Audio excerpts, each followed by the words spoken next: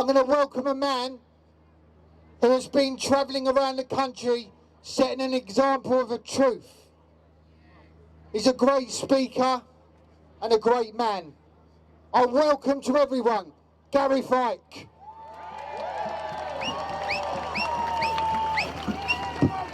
Thank you very much. I just want to say it's an honour and a privilege to stand shoulder to shoulder with every single one of you. It takes courage to stand up at the best of times, and it really takes courage to stand up now, so thank you for doing that.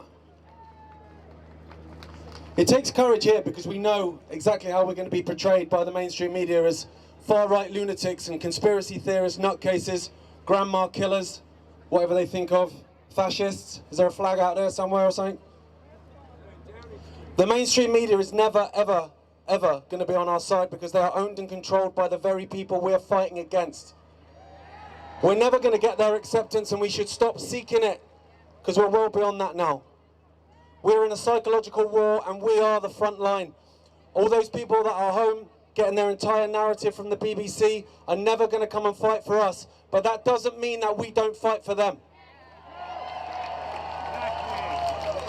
I've got nothing but love for every single one of you, for every single police officer, for every single counter-protester, for every single person sat at home watching us and shaking their head. Because hate and division is what's got us in this mess, and love and unity is what is going to get us out of it.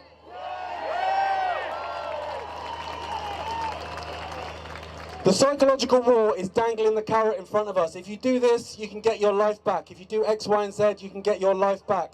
Newsflash.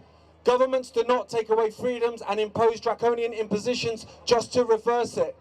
In the same way a robber doesn't turn up the following morning and go, "Oh mate, sorry, here's your Xbox." It's not going to happen. But we take it back, and taking it back is a lot easier than people think. It's simply by non-compliance. We are the 99.99%, and when we stand together, it's over. It's just a 3-week lockdown to flatten the curve. And when the curve was flatter than Building 7, it was extended and expanded, because it was never about health, it was about control.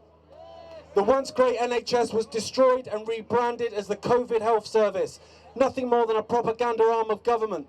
And while hospitals sat empty, cancer went undiagnosed, heart disease untreated, suicide spiked 200%, alcohol addiction, drug addiction, domestic violence, all through the roof. 25% of young Americans have said they contemplated taking their own life in the last 6 months. 25%. And while all this was happening, we were told we could come out of our cages at 8 PM on a Thursday to applaud this destruction, even while we lost our jobs and our livelihoods and our abilities to feed our families, because it was never about health, it was about control. Get tested and you can have your life back. A test that doesn't even test for COVID-19, a test whose inventor Carrie Miller said should not be used to test for infectious diseases, but it is. And when they get their false positives that they desire, they use those tests to shut down your towns, shut down your cities, and take away your livelihoods. And with the 45 times amplification that the NHS are currently using on the PCR test, I'm surprised they've not found Lord Lucan and Shergar in someone's DNA. Wear a mask and you can have your life back. A mask that does nothing to stop the spread of viral particles, but everything to disrupt our intake of oxygen. Because like I say, it's not about health, it's about control. Politicians took the knee to protest the murder of George Floyd, a guy who was murdered saying he couldn't breathe, while mandating it for an entire population to wear muzzles so we can't breathe. Because it's not about health, it's about control. Get the vaccine and you can have your life back. A vaccine with 2 potential scenarios attached.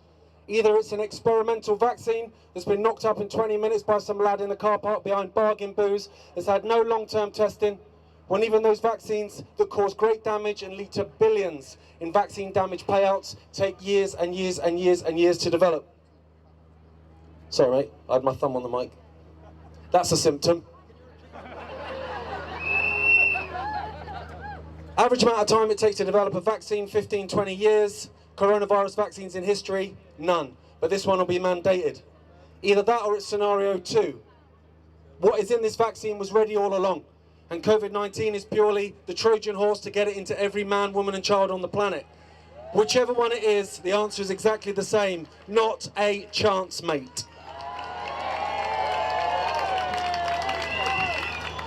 Now, I understand all these things that I'm going on about are dead depressing, and I get that. Like in the morning, sometimes I'll get up and I'm like, I can't be dealing with this today. But the answer is dead simple. It is simply in saying no. I don't comply. I will not lock down. I will not wear a mask.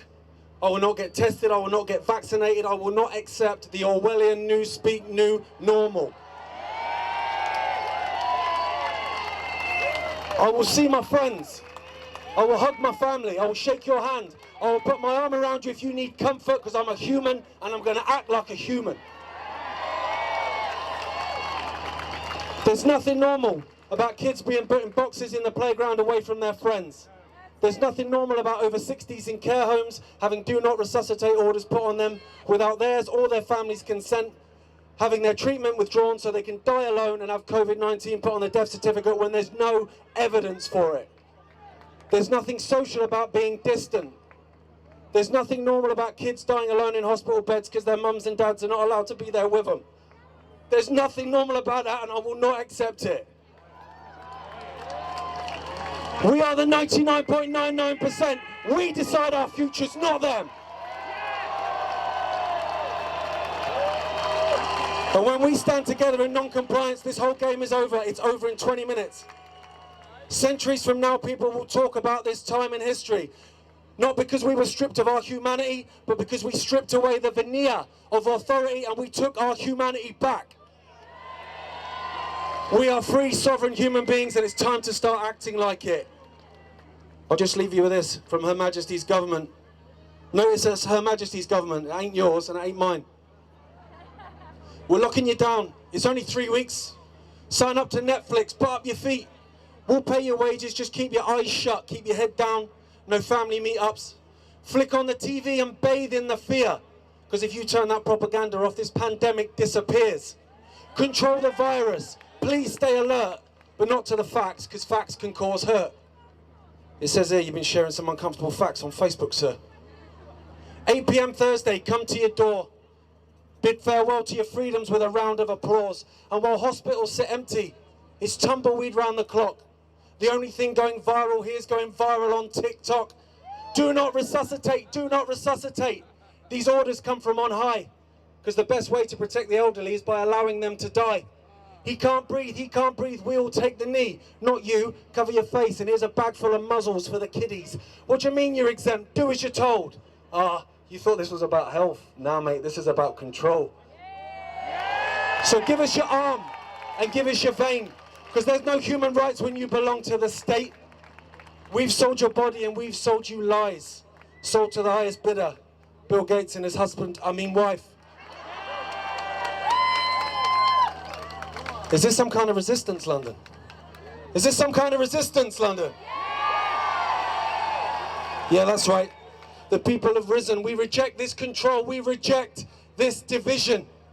We are the ocean, we have the power, we are everything to which they aspire. I am you, I love you, and you are me. We are the 99%, we are humanity.